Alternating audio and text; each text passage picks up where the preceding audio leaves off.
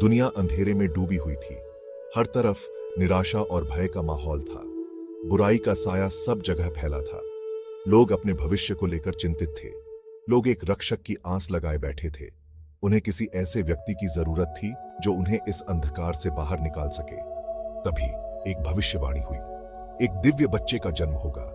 यह बच्चा दुनिया में नई रोशनी लाएगा। वो अत्याचार के राजा का अंत करेगा। उसकी शक्ति और साहस से बुराई का नाश होगा।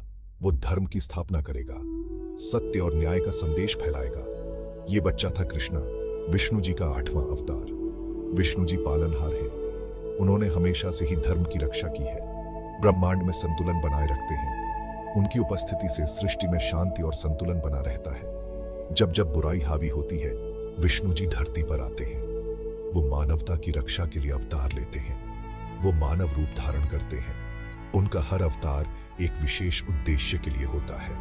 वो ब्रह्मांड में संतुलन लाते हैं। उनकी उपस्थिति से अराजकता का अंत होता है। कृष्णा का जन्म कोई साधारण जन्म नहीं था। उनका जन्म दिव्य शक्तियों से भरा था। उनका जन्म दिव्य शक्तियों से भरा था। उनके जन्म के समय चारों ओर दिव्य ऊर्जा का संचार हुआ। वो निराशा के समय में आशा की किरण थे। उनके आगमन से लोगों में नई उम्मीद जगी। उनकी कहानी आज भी लाखों लोगों को प्रेरित करती है। उनकी जीवन गाथा से लोग साहस और प्रेरणा पाते हैं। वो प्रेम, ज्ञान और साहस के प्रतीक हैं। उनकी शिक्षाएं आज भी लोगों को सही मार्ग पर चलने की प्रेरणा देती हैं। कंस एक दुष्ट राजा था। उसकी क्रूरता और अत्याचारों की कहानियां दूर दूर तक फैली हुई थी। वो बहुत क्रूरता से राज करता था। उसके शासन में लोग हमेशा भयभीत रहते थे और उसकी हर आज्ञा का पालन करने के लिए मजबूर थे। उसकी क्रूरता की कोई सीमा नहीं थी। उसने अपने राज्य में निर्दोष लोगों पर अत्याचार किए और उन्हें बिना किसी कारण के सजा दी। उसके लोग डर के साए में जीते थे।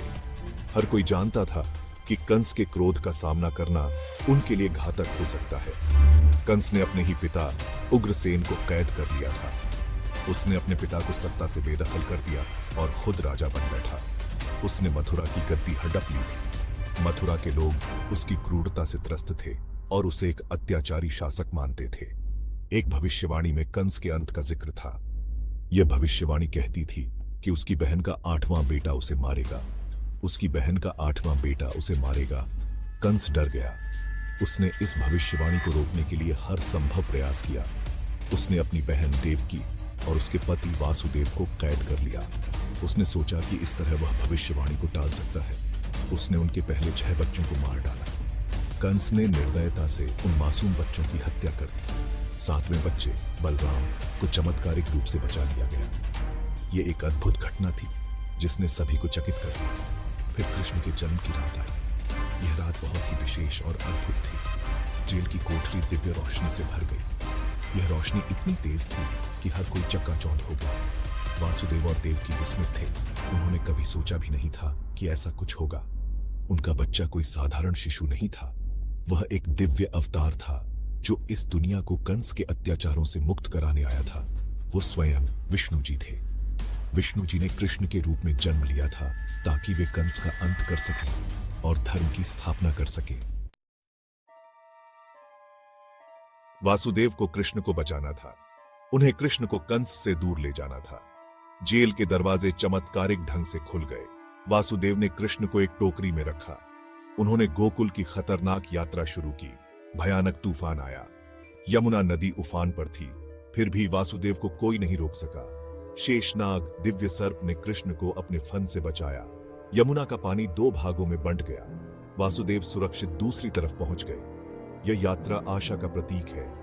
यह हमें बताती है कि सबसे मुश्किल समय में भी चमत्कार हो सकते हैं। यह दिव्य शक्ति में हमारे विश्वास को मजबूत करता है। गोकुल में एक शांत और सुरम्य गांव, जहां जीवन सरल और शांतिपूर्ण था, नंद और यशोदा एक बच्चे की उम्मीद कर रहे थे। एक तूफानी रात में जब आकाश में बिजली चमक रही थी और बारिश की बूंदें जमीन पर गिर रही थीं, वासुदेव अपने नवजात बेटे को लेकर उनके घर पहुंचे। उनके दिल में डर और उम्मीद दोनों थे। उन्होंने अपने बेटे को उनकी नवजात बेटी से बदल दिया और बच्ची को लेकर मथुरा लौट आए। इसके तुरंत बाद जब कंस को इस अदला बदली का पता चला, कंस को जन्म के बारे में पता चला और वह बच्चे को मारने के लिए दौड़ा। लेकिन जैसे ही उसने उसे पकड़ने की कोशिश की, बच्ची उसके हाथों से फिसल गई और आकाश में ऊपर उठ गई। यह दृश्य देखकर कंस हक्का बक्का रह गया। बच्ची ने खुद को योग माया, माया की देवी के रूप में प्रकट किया। उसकी दिव्यता ने कंस को चकित कर दिया। योग माया ने कंस को चेतावनी दी कि उसका अंत निकट है और वह अपने कर्मों का फल भुगतेगा।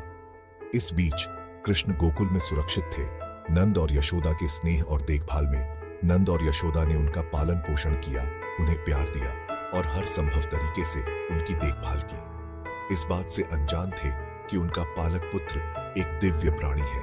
कृष्ण का बचपन गोकुल में खेलते कूदते और मस्ती करते हुए बीता और धीरे धीरे उनकी दिव्यता के संकेत प्रकट होने लगे। जैसे जैसे कृष्ण गोकुल में बड़े हुए, वे अपने शरारती और चंचल स्वभाव के लिए जाने गए और अपनी अविश्वसनीय शक्ति और पराक्रम के लिए भी जाने गए। उन्होंने कंस द्वारा भेजे गए कई राक्षसों को मारा, जिनमें से प्रत्येक एक बुराई का प्रतिनिधित्व करता था, और उनका वध करके कृष्ण ने संतुलन बहाल किया।